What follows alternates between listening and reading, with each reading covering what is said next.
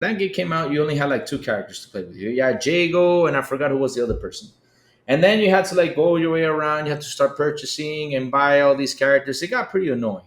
Instead of making it like, okay, let's do like Mortal Kombat, release like 20 characters, then make a combat pack. Which again, it's not like I'm supporting it. I rather it be like it was in the old days. Like in the old days, you had to figure it out. Do something in order to get a secret character. I like doing it back how it was back in the day. But now you have to like or buy the combat pack or do something like that. That's why that game started pretty bad. It wasn't a bad game, but just the way they were promoting it and the way they were pushing it, it was bad. Just by having just two fighters, and you had to go buy everybody else. That was pretty. Damn. Why the heck do I have to buy all those fighters? $60, $80. That's insane. And then it's just started adding more characters. So and of course you had to buy the other characters, which is cool. Okay, but they freed all the characters, right? That you had to purchase. They freed them, and they just started doing what the combat pack did, which is fine. But that's why that game back in the day did not do successful because hey, same thing happened with Street Fighter Five. When Street Fighter Five came out, it only had like what 6 or 7 characters. I think it was or five. I don't remember. And you had to go and buy and buy and buy and buy and buy. Oh, and another thing which really, really, really irritated me about that game. There wasn't a good story. I mean, I'm gonna tell you something. One of the hardest bosses wasn't Killer Instinct. That bull with the two heads, that guy with a big hammer, he used to beat the hell out of everybody in there. I think it was Killer Instinct 2 or Killer Instinct 1. I don't remember which one he was in. But that guy with that hammer, it was a gargoyle. He beat everybody up. He was one of the toughest bosses that was on there. But yeah, it was missing also a story. So I hope on this one, they add a story, they add more cool stuff to it. Like I said, more new characters to make this game better. And since it's on the Game Pass now, hey, give us some cool stuff. Give us all these characters, especially since you're buying all these companies. Like I said, give us the Doom guy. Put the Master Chief in there. Can you imagine Master Chief versus Doom guy? Who would not want to see a fighting scenario like that? I would love to see that. That would be pretty awesome. I mean, Yeah. seriously, that would be awesome. But yeah, that's why it wasn't successful back in the day. But I now know that they're. I hope they do not make the same mistake. They release the game with all the characters in it, and hey, let's have some fun with this game. Okay. Yeah. Personally, for me, when I jumped in, I didn't jump in day one. I think there was more characters. However, like when you got the game, I think there was either you got the game. I think it was, I don't know if it was free, but I know. Yeah, I think it was free, but you get like one character, and then you had to purchase each of the other characters, Yeah, which that was not a good idea. And then, or you purchase like there was like an ultimate version, which gave you I think most of the characters. I think kind of like what you said, they should have released at least a good package, like 20, 15 characters. Maybe you could have added a few that were unlockable. Let's say you release 15 characters and maybe six are unlockable, and then you add some DLCs which you do purchase, and those could be like the special ones, like the Master Chief, the Battletoads, the Doomslayer, etc. I think that way it would have worked much better. But hopefully, they learn from this, and moving forward, they do a better job with.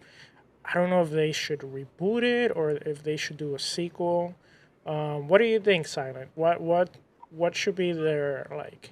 I know they're doing an update. Do you think they're gonna continue to give service to this, or this is just kind of like getting people prepared for like a sequel or a reboot? And how do you think? Do you think Iron Galaxy should work on the next Killer Instinct?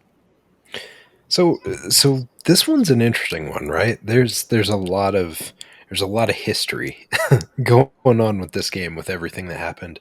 Um, I I get that suspicion that like they're gonna get this thing up and rolling again, right? Because they're talking about in the Twitter post we ended up seeing, they talked about the fact that like they've got this update that's hitting, and then they're preparing for their next 10 years of support, right?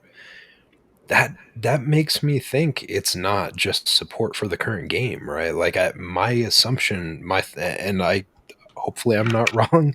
I could be though, because this stuff happens sometimes. But like, I could see them having another game, and I think at this point it seems like it's way more likely. And I feel like they're kind of teasing it, trying to stoke those flames a little bit.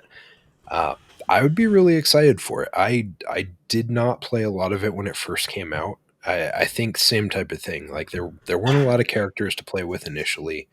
I was busy playing other games. It came out what it was early in Xbox One gen. So I was playing Dead Rising 3, I was playing Forza, I was playing all these other things. I wasn't playing a lot of Killer Instinct. And so it just kind of glossed over, but when I jumped into it recently, all I could think is like they could do a lot with this, and they are continuing to support this thing. Like they're showing that they have the interest in keeping this thing going. They know that they want a fighter in their collection of games, right? Like in the stable of IPs and stuff, they want to make sure that they keep this thing going.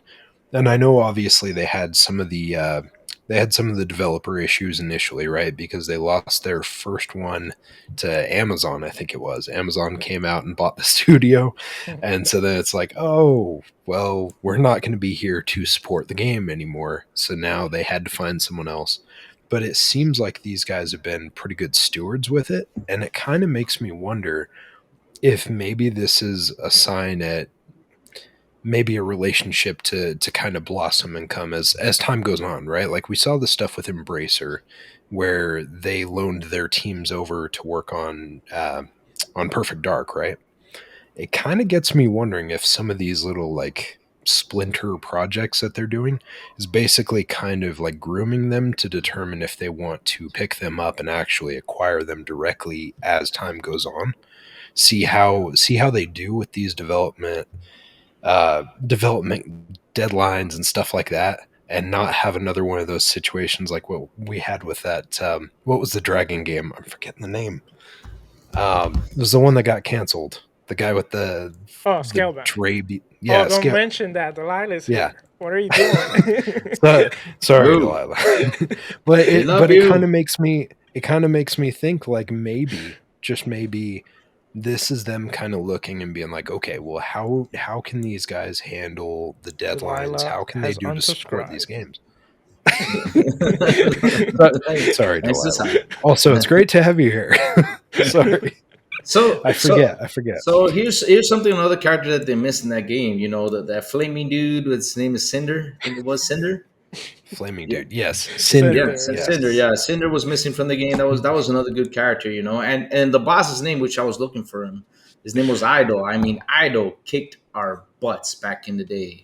That I don't boss. think he was that hard, honestly. You don't think Idol Hmm. was hard? Oh my god, he was No. annoying. Every time he hit you, started slapping on the floor like, like oh my god. To me personally, Spino was more annoying. Spinal annoying. Spinal Spino, was yeah, annoying. And he here's was annoying to me. and the guy from Halo they added was Inquisitor. So yeah, Inquisitor's in the game. Who else did they add? Arbiter. They also added General Ram. So yeah, they should add Marcus Phoenix into the game. Like I said, and add all these cool characters. Make this game huge. You guys have so much now cool characters to add in there. Add them. You, Just seriously, just add them into the game. Also, add the Quake dude. Why don't you add the Quake dude in there too? Oh man, you imagine Quake dude in there fighting dude. you know what? Generic Quake dude. Generic Quake dude, yes. Oh, what's the guy? What's the guy's name? What's the quick guy's name? Do you guys know? You got Doom I guy? don't know honestly. But I you know don't what? think What? they Oh, ever sorry. actually tell us. Huh? Oh, sorry. No, go ahead. Oh, okay. I Well, was just saying I don't think they actually tell us what his name ever is. I think it's no. very much like it's like what Doom was, right? Mm. Is like generic Mhm.